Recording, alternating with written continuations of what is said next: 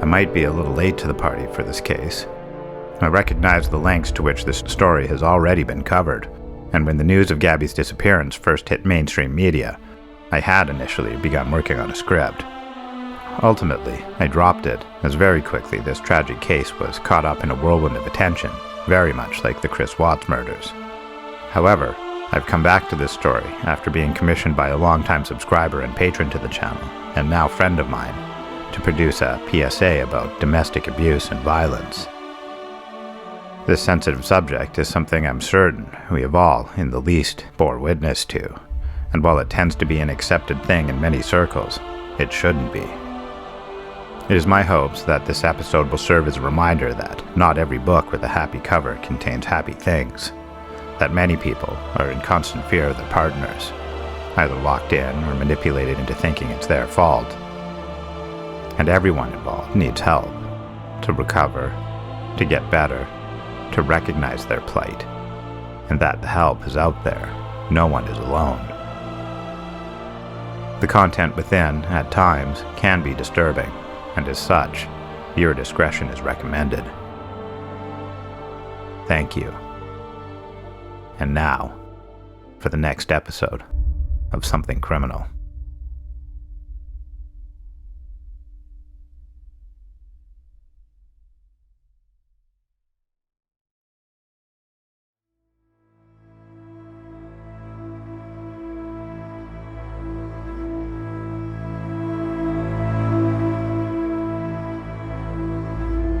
Speaking out for the first time since learning from the Teton County coroner the cause of their daughter's death was strangulation. Gabby Petito's parents saying they regret their trust in her fiancé, Brian Laundrie. He just seemed like a nice guy. Speaking with 60 Minutes Australia on Sunday, I worried. I told her to be careful, be safe, make sure to be aware of your surroundings. Don't trust everybody. But I felt safe because she was with Brian, and I felt like she would be okay. Outside looking in, she did look happy. But as we look more and more into this, it might not have been as great as people online perceived.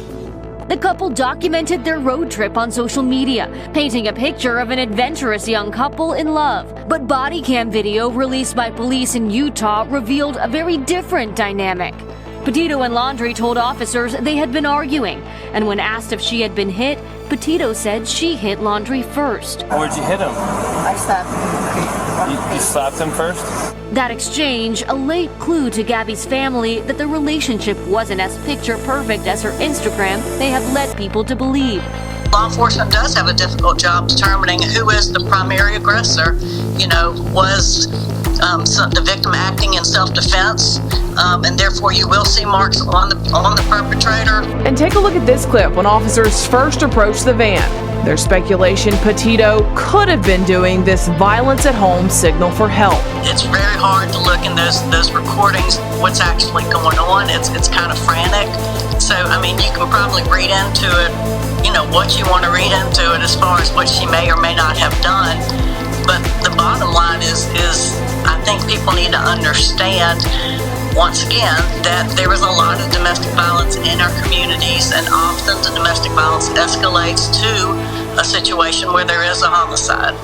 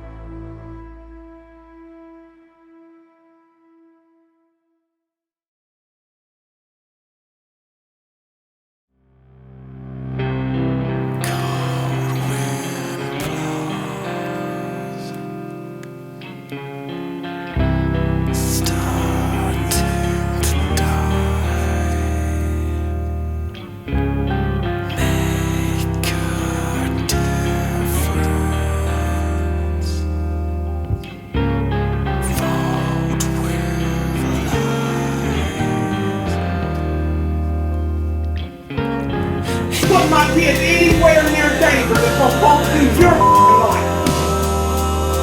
It's starting to break, I know now.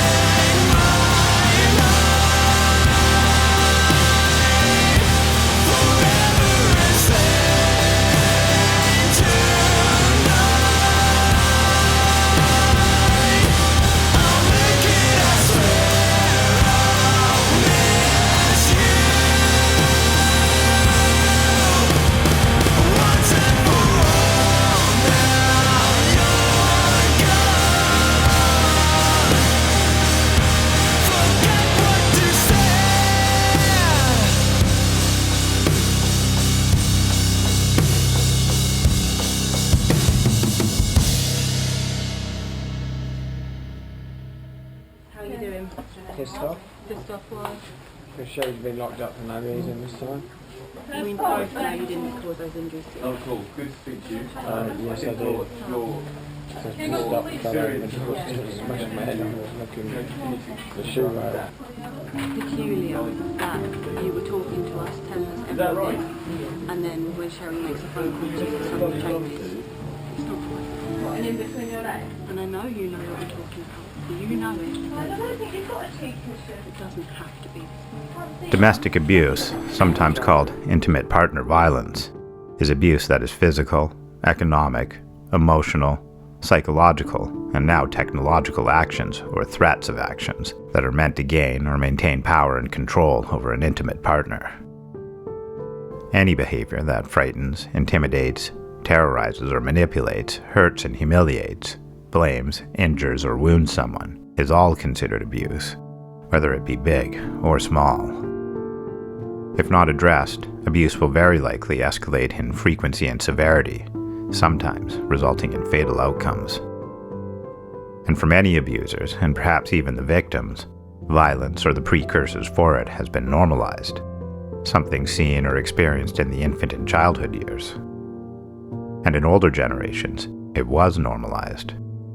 The strap, corporal punishment, keeping your wife in line, all of it was a way of life and no one thought otherwise. We know better now, albeit with blinders on, but I think as a general whole, we all realize how one thing leads to another, how the devil can feed the demon, and things can very quickly get out of control. Not just reserved for one sex, men and women alike can perhaps unwittingly become an abuser or experience these traumas as the abused. They hide away the shame and try to push on for the good times, if any. For all the wrong reasons, drunk on part-time love and ignorant of the pain it causes, domestic abuse only seems to grow in a partnership, something that can't be changed outside leaving them entirely or outside help. And for some, many even, the prospect is too hard to handle for a multitude of reasons. You just grin and bear it until it's too much or too late. One thing I think we all have in common, a unified goal, is that we just want to be loved. From the earliest of ages, the constant internal pull to find someone, your someone, seems to lead us wherever we go. As a teen, walking the school hallways, catching the eye of that person you think was made for you, sending notes and texts to friends and maybe even them in the hopes that they feel the same as you. To adulthood, cruising bars endlessly trying to find the one who will hold your hair back or make you breakfast in the morning. And if you aren't so lucky, to the blue light screens of our phones, filling out profiles with the best of your pictures, swiping left and right, just waiting to match with that special someone who will hopefully save you from yourself. Like most, we've all probably had a long line of losers. People we thought understood us in the ways that no one else does. Clinging on to the handful of good times to forget the truckloads of bad. Justifying shortfalls with thoughts that start with, if he would only, or end with, but she's different around me. And this is, sadly, normal, an all-encompassing rite of passage. Relationships are built upon trust and proper communication, and although we convince ourselves otherwise, faithful trust and good communication are things we have to learn. We need the basis of comparison. We need the failures as much as we need the wins. And I believe we have to travel these paths to know what we have when we finally have it. And this is normal, an all-encompassing rite of passage. And when we do, or in the least think we do, it's generally something we hold on to tightly and cherish. The forever love, marked with flushed skin at the very touch of your partner, heart racing at the sound of their voice, anxious excitement as you await for their arrival. We want to scream our love from the mountains for all to hear, and walk proudly among crowds with them on your arm, posting special moments to Facebook and Instagram that detail the picture-perfect relationship that you've committed yourself to. And they take work. Any relationship that sits so close to your daily life requires a number of things: compromise, patience, sometimes sacrifice, and certainly a shared understanding. There will undoubtedly be moments of anger. Arguments will ensue, and blood will rush from our chests to our heads as we reel from the sudden disconnect that perhaps everything isn't perfect, after all. Things might be said in the heat of the moment, things we'll later regret, and although we might often forget, disagreements are a natural part of life. It's how we deal with them that is a defining trait of character. Love is the easy part. It's everything else that takes work, and you have to want it, and for the right reasons. Most of the time, these moments of weakness are kept behind closed doors, masked by smiles and the compromise required to keep up appearances, maybe punctuated by daily posts of how in love you are. And on the outside, for many, you would never expect anything other than what you are shown. Arguments, the accepted part of any relationship, you learn and let go. You take a minute to settle down and meet in the middle, and work to build each other back up. Arguments can be very draining. Perhaps because of these commonplace milestones of love, the darker side might often be dismissed as just that, the normal push and pull. We might never notice the deftly covered up bruises or cleverly masked emotional abuse. All the pain and deep hurt might never make its way to public eye. Out of blind faith and wrongful justification, out of fear for more pain, physical or mental, or out of the perceived shame and embarrassment that the victims often expect will come, far too often the victims stay silent. And for those in it, the couples caught in this guarded turmoil, the victim usually justifies the actions as if they deserve the pain, all of the emotional disconnect, hoping to rekindle the lost spark as if it was them who caused it. Or perhaps the coercive control was accepted as normal. Gaslighting, lies, yelling, and hurtful words. Domestic abuse is often confused with only the physical, justified with isms like their knight in shining armor or a princess in flowing gown isn't always like that. I must be the reason why. Trapped, and the victims will rarely know it, because it is only sometimes, or maybe not, but the scars, both physical and emotional, stay. Some lucky few escape with a handful of painful memories, but those relationships will never leave them. They stay in memory, lay in wait as insecurities, ready to be triggered at the most remote of similarities. The extremes of the past become the extremes of the current. And what of a relationship that's root is toxicity? What if both parties were blind to their actions or how far they go? Would one blame the other or themselves? Would their shared intensities only reinforce each other's actions? If she's doing it, and so am I, isn't it normal? All of us want what we dream of in a partner. All of us accept sacrifice as a part of getting there. But abuse is never okay, and it can come with many faces. It can remain the shadow, always there, but mostly forgotten.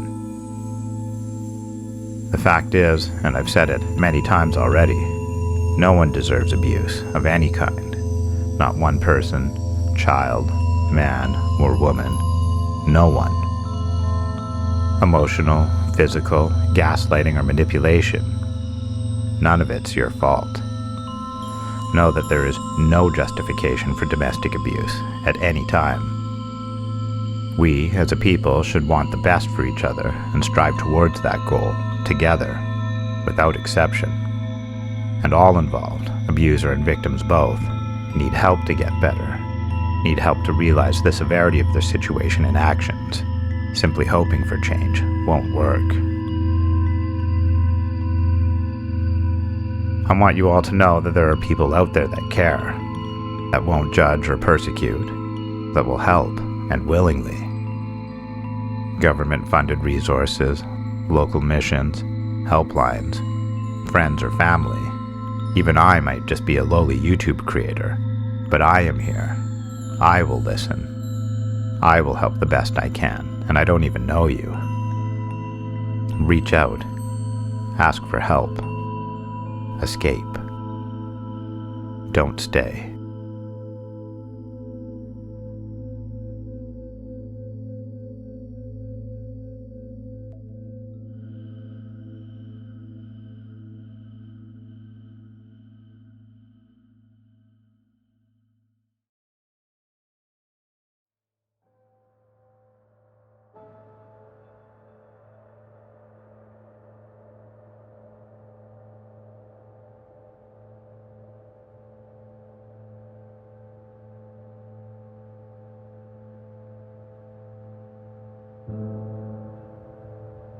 Gabby Petito was born on March 19, 1999 in Suffolk County to parents Joseph Petito and Nicole Derivo Schmidt.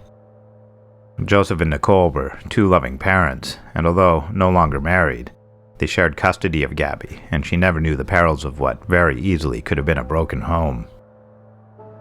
Blue Point, Gabby's hometown and where she was born, is a cute little hamlet on the southern shore of Long Island, close to the mainland.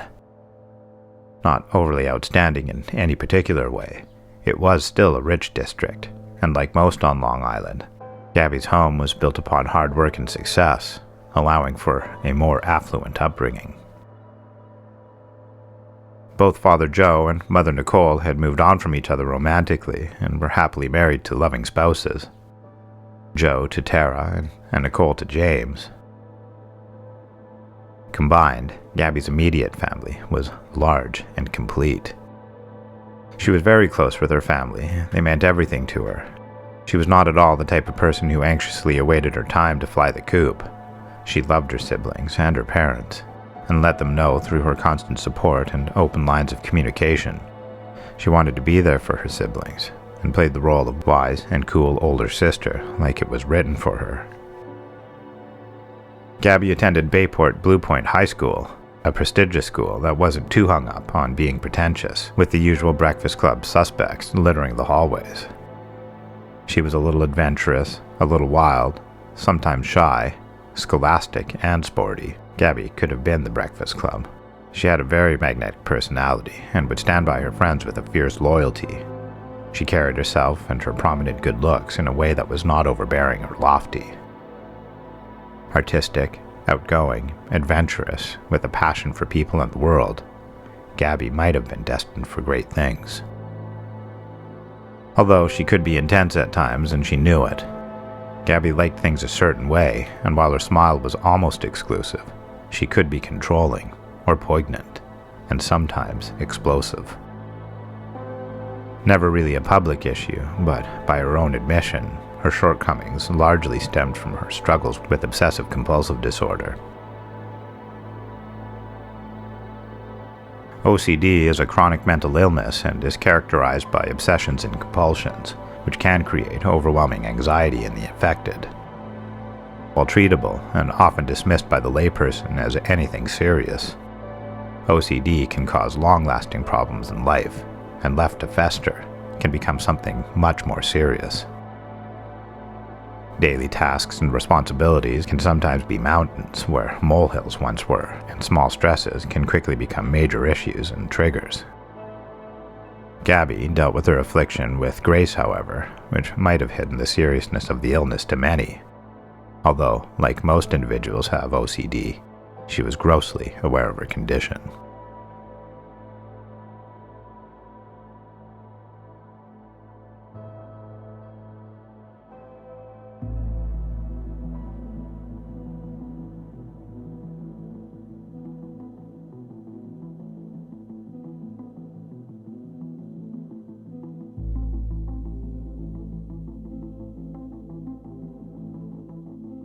Gabby knew Brian from Blue Point, but they wouldn't officially become a couple until after graduation, and from the first announcement of their relationship, they were together almost always. The both of them found security in each other's arms, and with parallel visions of how the way things should be, they both thought they had found their forever love. At some point, the two would move to Northport, Florida, to live with Brian's parents, a play to save money so they could do all the things they'd dreamed.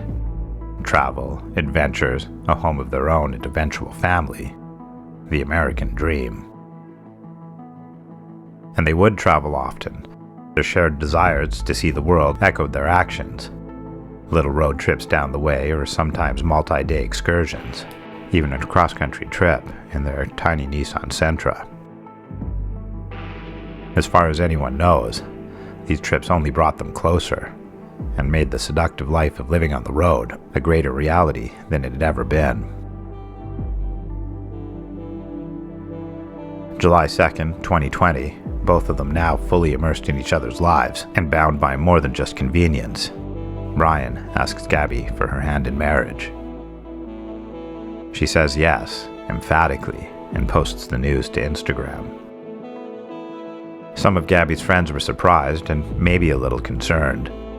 Brian, although mostly put together and an easy person to like, with Gabby, he was notoriously jealous and perhaps more than just a little controlling. A gaslighter and reactor, it could be argued that middle ground was rarely found.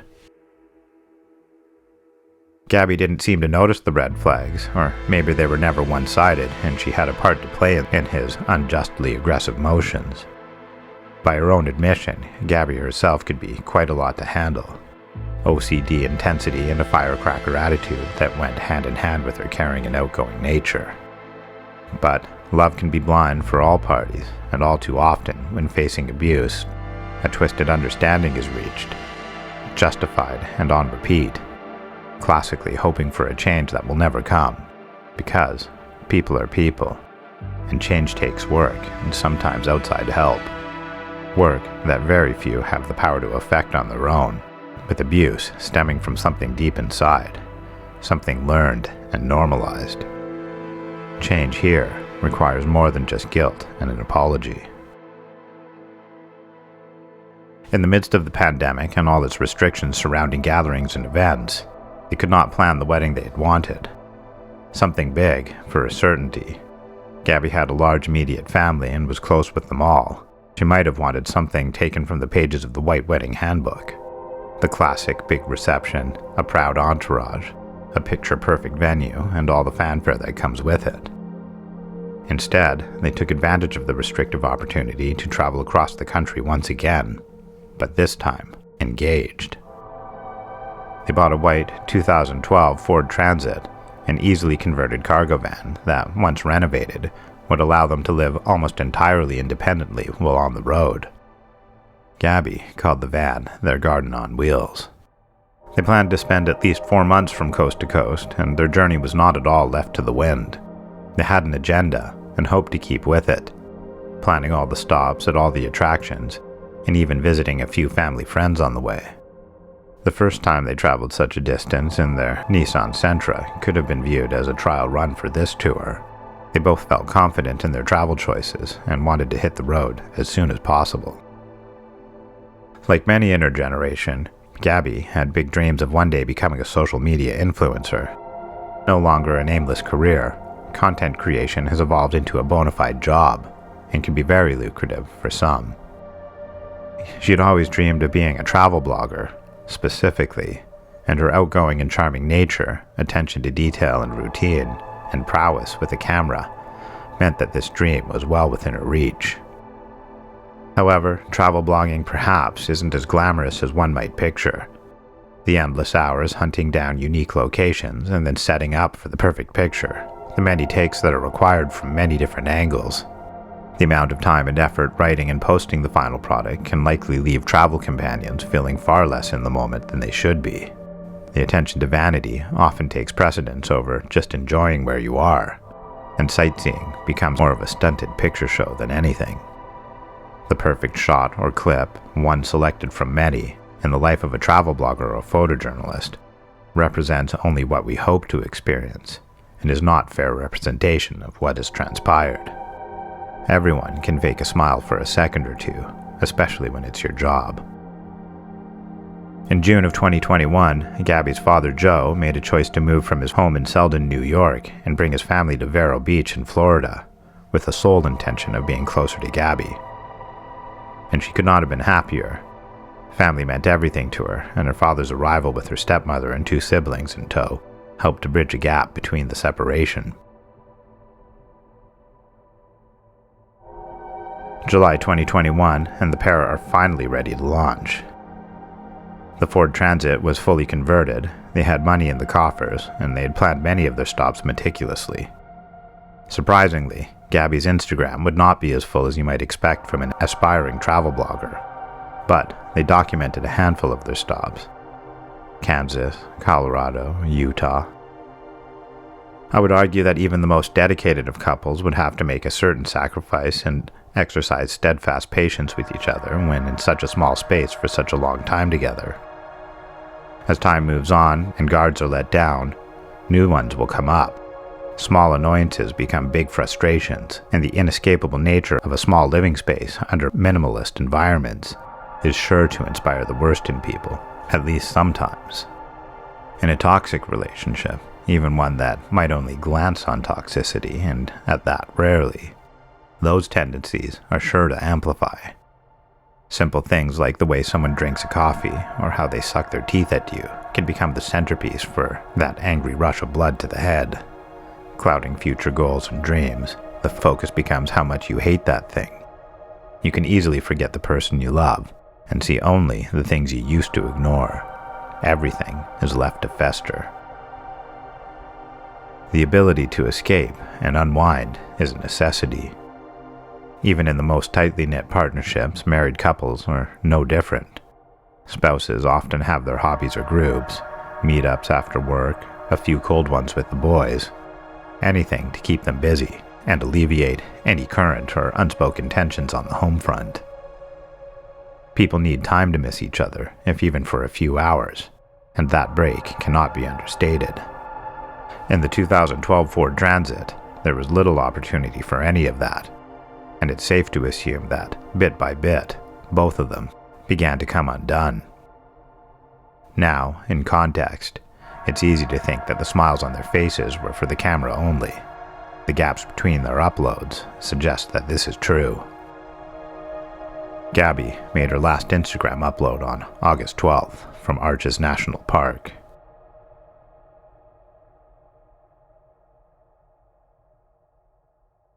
From there, they traveled to the town of Moab, presumably to soak in some of the luxuries like running water and hot food from a restaurant or two. There, the tension between the pair finally broke the surface and became public. While pulled over on the side of the highway, multiple witnesses saw an argument between the two, apparently over a phone, ending with Brian striking Gabby. More than one witness called police, and they were immediately dispatched to investigate. Grant County Sheriff's Office. Were you able to get a description of the intoxication? Hi, can you hear me, sir? Yeah, I can hear you. Hi, I'm calling. I'm right on the corner of Main Street by Moonflower, and we're driving by, and I'd like to report a domestic dispute. Florida with a white van, Florida license plate, white land, gentleman, Where's about it at? 5'6" beard. They just drove off. They're going down Main Street. They made a right onto Main Street from Moonflower. Or what were they doing? Cooperative, but what'd you say? What were they doing? We drove by and the gentleman was slapping the girl. He was slapping her? Yes, and then we stopped. They ran up and down the sidewalk. He proceeded to hit her, hopped in the car, and they drove off.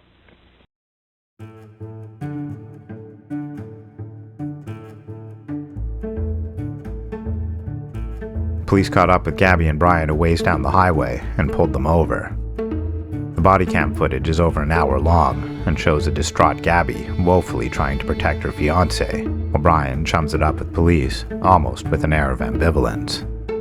All the while, police really seem to connect with him on more of a man-to-man level. This is not to say they were not as cordial with Gabby. They spoke softly and paid her due attention. However, in context, especially with what is known now, any signs of serious distress or subtle calls for help were largely ignored or unseen. Gabby was placed in the back of a squad car.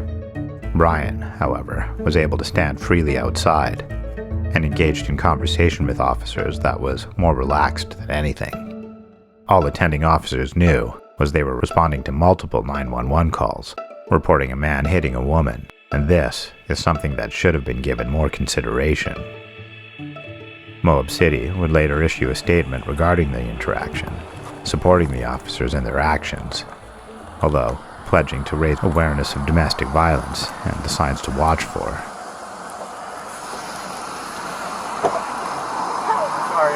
You want to place your vehicle into park and go ahead and turn it off for me? Yeah,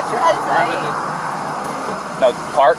Oh, it isn't park yet. Okay, turn off your engine. Go ahead and set your keys on the dash for me, all right? What's your guys' names? Gabby. I'm Brian. Gabby, Brian? Okay. What's going on? How come you're crying? I'm sorry, we've just been fighting this morning. Some personal issues. Is it long day. We were camping yesterday, and camping got the stuff, flies and stuff. I'm sorry I hit the bump there. I was distracting him from driving. I'm sorry. Can I get you to step out of the vehicle for me, man? Yeah. Just hang tight right there. Do you mind if I take your keys and just put them on your hood? You got it, buddy. I'm so Thank sorry. you. Oh, no, you're fine.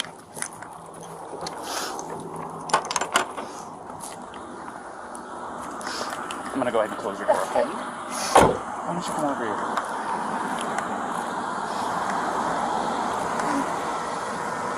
SO229, I have the female that was on the passenger seat separated from the male. Keys are on the hood. You want to tell me what's going on? Yeah, I don't know. It's just some days I have really bad OCD, and I was just cleaning and straightening up the back of the van before, and I was apologizing to him and saying, I'm sorry that I'm so mean, because sometimes I have OCD and sometimes I just get really frustrated. Not like mean towards him. I just like, I guess my vibe is like I am like in a bad mood. And I was just saying, I'm sorry if I'm in a bad mood. I've just been really stressed. I had so much work I was doing on my computer this morning. What do you do for a living? Well, I used to work at an all-organic juice bar, but I just quit my job. Okay. I was a nutritionist. That was my That's job. cool. And I just quit my job to travel across the country. And I'm trying to start a blog. I just have a blog and stuff. So I've been building my website. So I've just been really stressed. And he doesn't really believe that I could do any of it, so that's kind of been like a, I don't know, he's like down there, I don't know, we've just been fighting all morning, and he wouldn't let me in the car before. And then Why wouldn't he let you in the car? Because of your OCD? He told me I needed to calm down, yeah. But I'm perfectly calm, I'm calm all the time, and he really stresses me out, and this is a rough morning. Well, why don't we do this? Why don't I sit you down in the back seat of my car? You're not in any trouble, okay? I'm not going to be putting handcuffs on you. You obviously don't have any weapons. I'm going to get you into the air conditioning, let you take a breath, relax a little bit, and then I'll come back and talk to you in a few minutes, okay? Okay. Alrighty. Like I said, you're not in any trouble. So just go ahead and take a seat.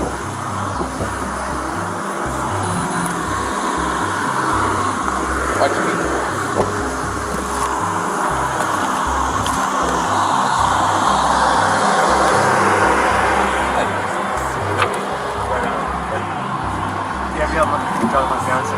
What's that? You talked to Gabby already? Yeah, I just spoke to her. So, you want to do me a favor? Let's go ahead and get you to step out of the vehicle, alrighty?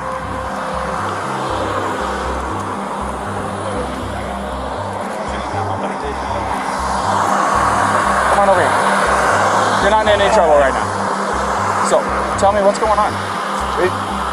She just gets worked up sometimes, and I try and really distance myself from her, so like I lock the car and I walk away from her. What happened this morning is that she's trying to start up like her own little website blog and everything, so I give her time, and we really had a nice morning and if anything, but she just got worked up because we were trying to get going and get our day going because we want to go like Arches before the stuff like that. Okay. You want to tell me about those scratches on your face? She had a cell phone in her hand, that's why I was pushing her away, just because she wanted I locked the keys so I could walk away. I said, let's just take a breather and let's not, go anywhere. Let's just calm down for a minute. She was getting really worked up, and then she had her phone and was trying to get the keys to her, so I got away. I was just trying to. I know I shouldn't push, but I was just trying to push her away to go. Let's just take a minute, step back, and breathe. And she got me with her phone. Can I see your hand? Oh, you got a mark right here. Oh, that's from a wire. That's from a wire? Yeah. You want to tell me about hitting that curb? Hitting the curb was her grabbing the wheel. She grabbed the wheel? Yeah. She said, I can't believe we're getting pulled over, and then she grabbed the wheel. What about the speed? Did she take over the pedal on you? If I was going fast, I'm sorry. No, it's probably just the moment of I'm still shaking now. The adrenaline, seeing the lights flashing up, and then her gripping the wheel. So if I sped up, I'm sorry about that. Or if I was speeding beforehand, I'm sorry about that. Yeah, it took quite a bit to catch up to you. So, yeah. I'm sorry about that. We're just going into the park again to get water because we have a 6-gallon water container to fill up. So we're just grabbing water for the hike. Okay. And I was trying to keep everything calm and quiet because there's plans still to go for a hike. But then she I'm really sorry about that. Of course. Do me a favor. You want to go ahead and just take a seat right over here on the curb for me? And if I was speeding, I'm sorry. I apologize. You don't have anything in that pocket or anything like that, do you? Nope. Just the wallet? All right. And then, do you mind lifting your shirt so I can check the waistband? I got it. Turn around for me real quick. Perfect. I just want to make sure. That's all, man. Go ahead, do me a favor, take a seat, all right?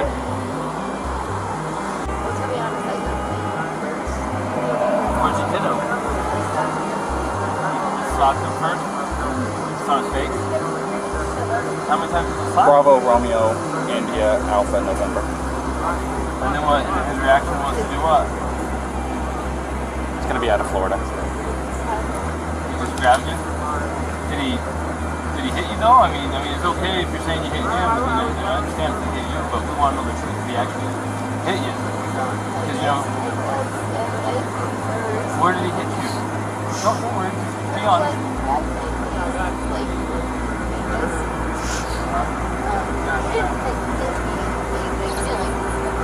Did he slap your face or what?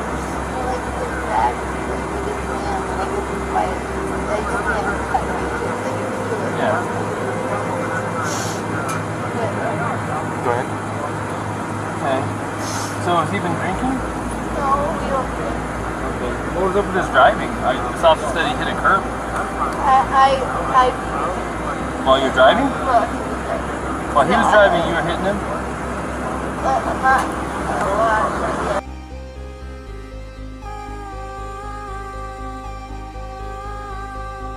Come on, and I kind of went like something. Did you already tell him all this? I didn't get that far into Okay, it. She was hyperventilating. She's a little saying bit. that they don't drink, but at the point when you lit them up, You don't drink or anything. She started hitting him. Yeah, I was yelling at him, and then when you turned your lights on, I kind of punched his arm like there's no just an idiot. she's saying it was like he hit the curb. You said it was Gabby? Yeah. I'm sorry, I don't know that name. It was Gabby? Yeah.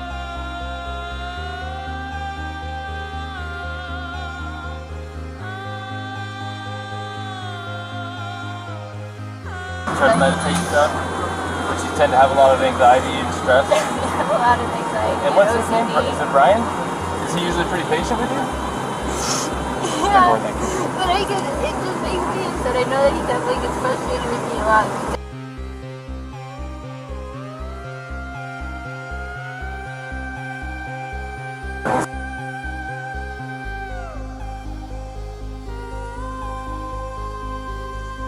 Way of taking my anxiety and bringing it down, but my ex-wife, as much as my ex-wife, I'm just sharing it, I know it's a little personal, but to help you understand, we would feed off each other's anxiety and it would spiral, you know what I mean? And it doesn't matter how much I loved her. It may be bad for your soul, just saying.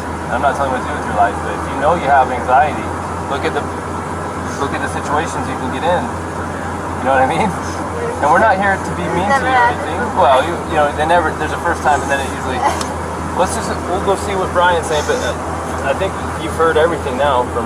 Quick question, you said you were hitting him in the arm. Did you grab the steering wheel? No, I didn't. You did not touch the steering wheel? I didn't touch the steering wheel, but only for like a second, because I just saw the lights come on, and it was more just like, you're an idiot. Like, you know. But did you grab the steering wheel and like swerve or anything like that? No. I didn't touch the steering wheel at all. Okay. I'm going to go ahead and close this door again. In the car, Gabby might have made a domestic abuse call for help, a hand gesture that has started to become more widely known, the closing of a fist over the thumb, a subtle way of letting people know you're in danger and need assistance. Speculation only, it's hard to say if the gesture was Gabby's intention. And now, contextually, it seems as though a call for help was possible, despite her insistence she was at fault for the abuse that just transpired. Brian would tell officers he feared Gabby tried to slap him because they were arguing a lot, and she thought he might leave her stranded alone in Moab. That night, after police left them, Gabby and Brian did exactly what the officers recommended and spent the night apart. Brian stayed in a hotel and Gabby in the van. They would meet the next morning, and all was at least on the surface forgotten. Forgiveness, something that might not have yet made it to their mindsets. But they carried on, once again locked in the tight quarters of their van. August 19th, and Gabby uploads a YouTube video talking about their first cross-country trip and how they decided to downsize their lives and handcrafted the Ford Transit to be a full-time travel van.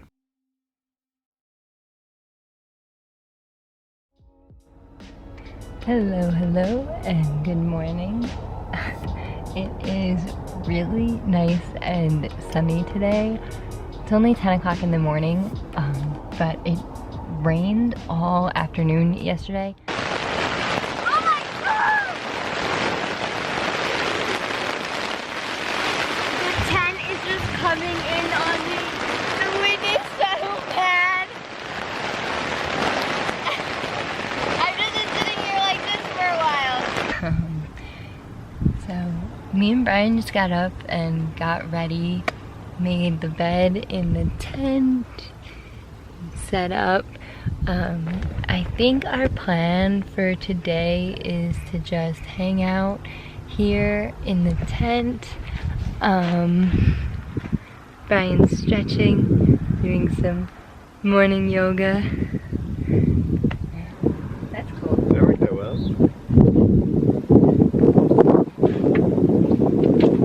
Alright. So I'm gonna make some yogurt.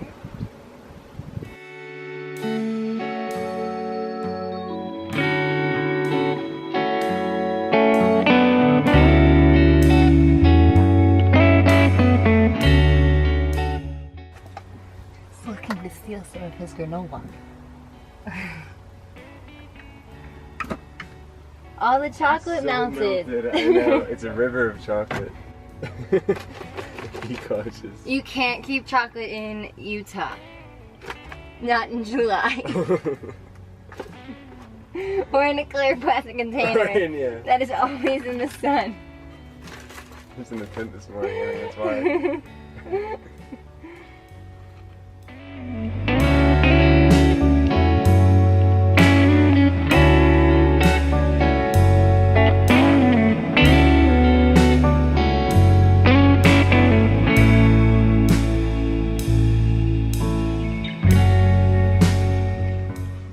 I love the van. So, we are right outside Capitol Reef right now in a free dispersed camp spot, and we've been lucky so far at all the places we've stayed, but I'd say this is one of the best so far. Since we left New York, I've only set up my hammock once, and now we're all the way in Utah, and luckily enough I was able to set up my hammock in one of these trees. And we're kind of like in the desert.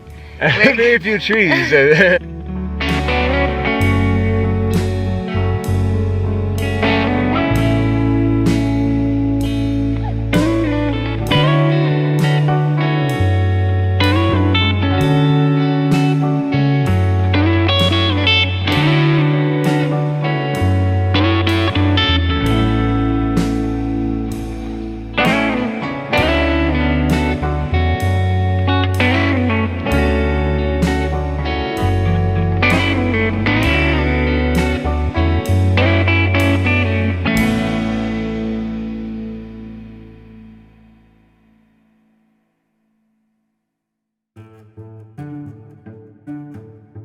August 24th, Gabby and Brian were at the Fairfield Inn and Suites in Salt Lake City and left for Grand Teton National Park in Wyoming that day. The next day, Mother Nicole spoke with her daughter Gabby on FaceTime. Later on that day, Gabby texted her mother saying, "Can you help Stan? I just keep getting his voicemail and missed calls." This was a strange request to Nicole. Stan is Gabby's grandfather, and they were quite close. Gabby never called him by his name. Noted, but not alarmed, Nicole did think something might be wrong. August 27th, reconciled mostly, or at least on the surface, briefly.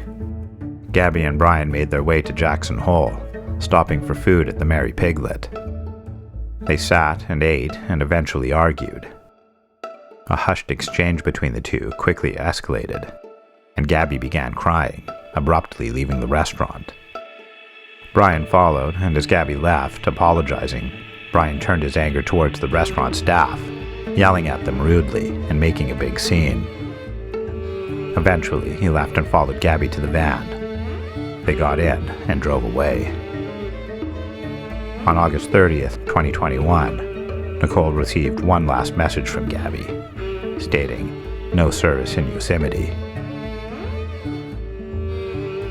Brian would return home from Florida on September 1st, alone.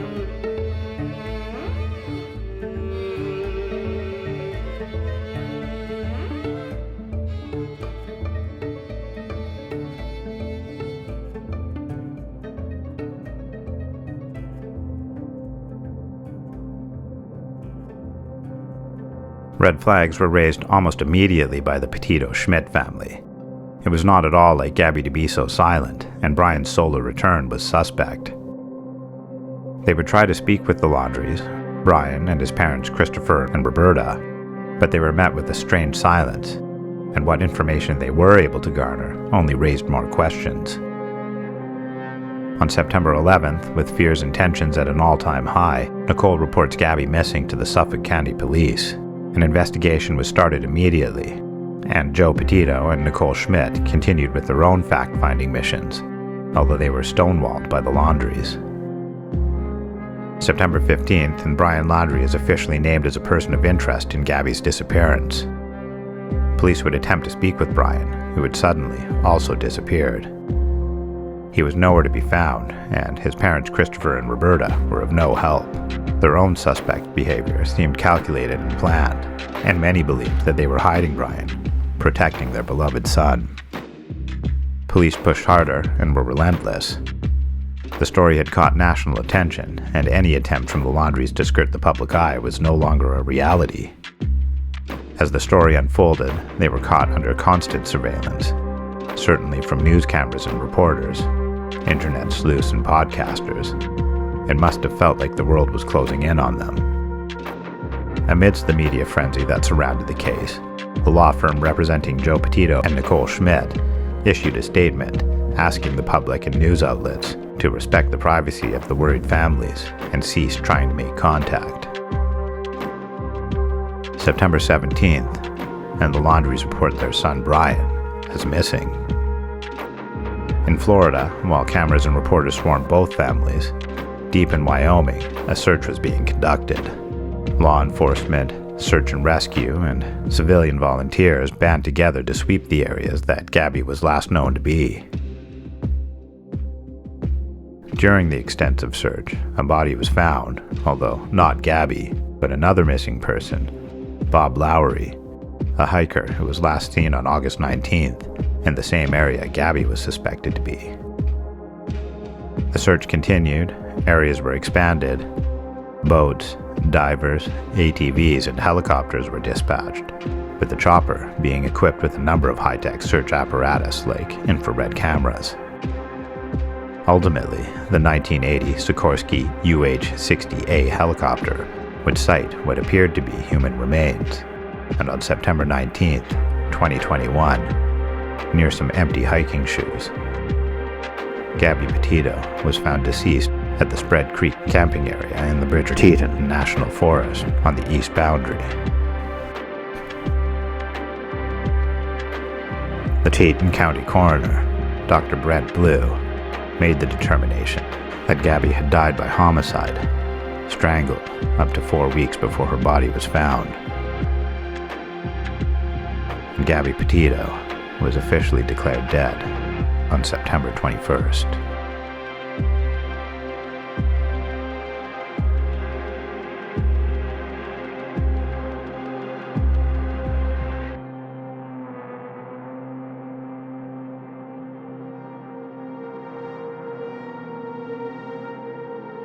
Thank you once again for watching or listening. I seem to say it every time, but this episode was particularly hard to complete. Domestic violence is an often underlooked and shockingly commonplace thing in today's world. Not specific to any race, creed, sex, or religion, it's an important subject that's byproduct often results in permanent scars, both physical and mental, and sometimes, as with this case, death. I feel that there is so much more to tell with this tragic case, The ugly head of domestic abuse is often kept well behind closed doors, and when it isn't, it is too often dismissed as just a specifically hard argument. No one can say for a certainty just how toxic the relationship was between Gabby and Brian, and importantly, if this was one-sided or not. I thought long and hard about how to approach this episode, and rewrote the script multiple times. I wanted to find a balance where I could bring light to the perils of love, lost or wrong, without hanging out both the victims and abusers to dry. I wanted to give hope to people caught in this web, without drawing a line in the sand, although that line certainly does exist.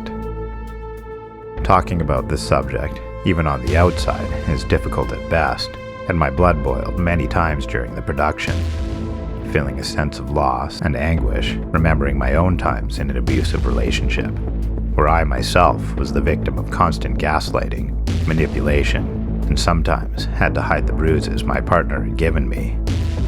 I remember how I justified her actions, and thought I was the bigger man for protecting her. How I never fought back because I thought her actions were what she needed to feel better. And now, from a distance, I can see how wrong I was.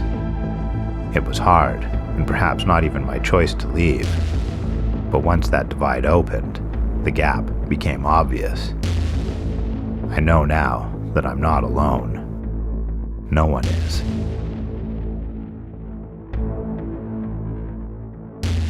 I'm not certain I will cover the Brian Landry aspect of this case.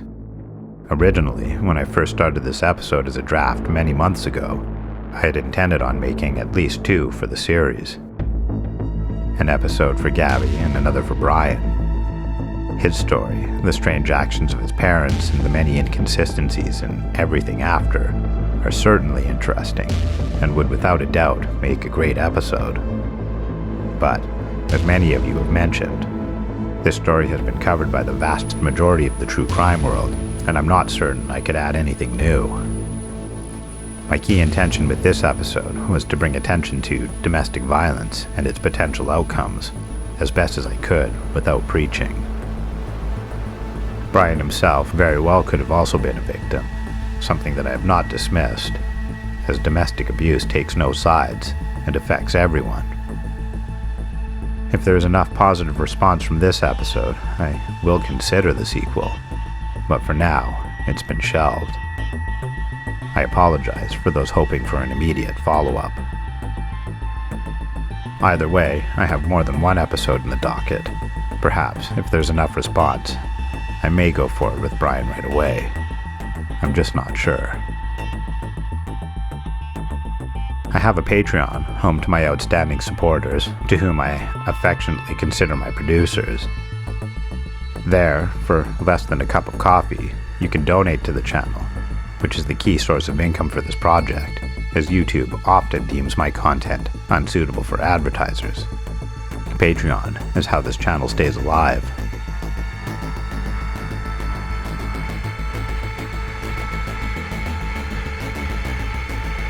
Janice, Sharita, Edward Robson, Agat Milger, Raylene, Keith Rogers, Gareth Harrison, Albino Diablo.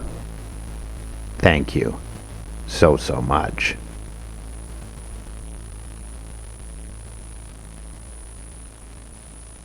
Subscribing to this channel and turning on notifications helps the series grow.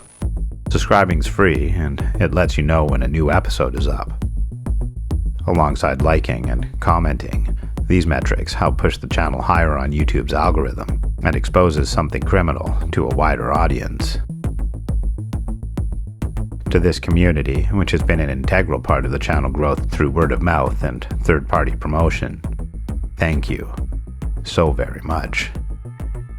You're a source of constant inspiration for me, and I'm truly humbled by the support.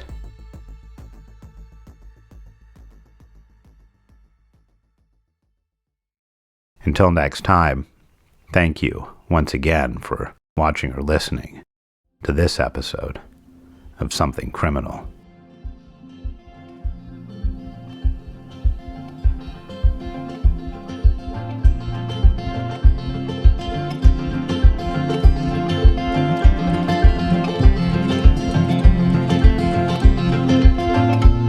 heard you're moving toward the city.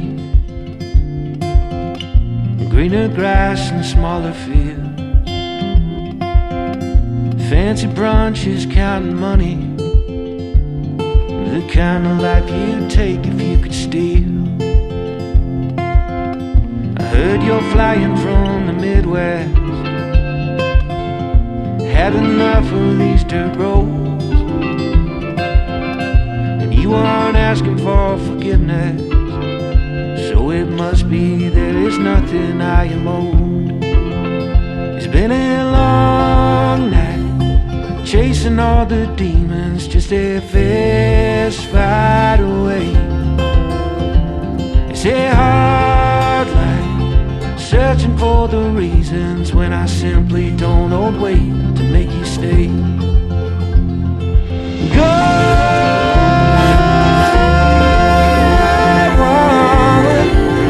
get going, babe. No more walking on the water. Please untie your Bible belt, child. You've heard enough of these our fathers. Does a heaven really make an angel wait? I've been saving for your diamond. I thought you might take my last name. I was gonna ask your father. Guess now I won't know what he would have said. It's been a long night, chasing all the demons, just a fist fight away. It's a hard line, searching for the reasons when I simply don't hold weight to make you stay. I don't think it would be worth all of the pain. Better off pretending this just ain't a thing.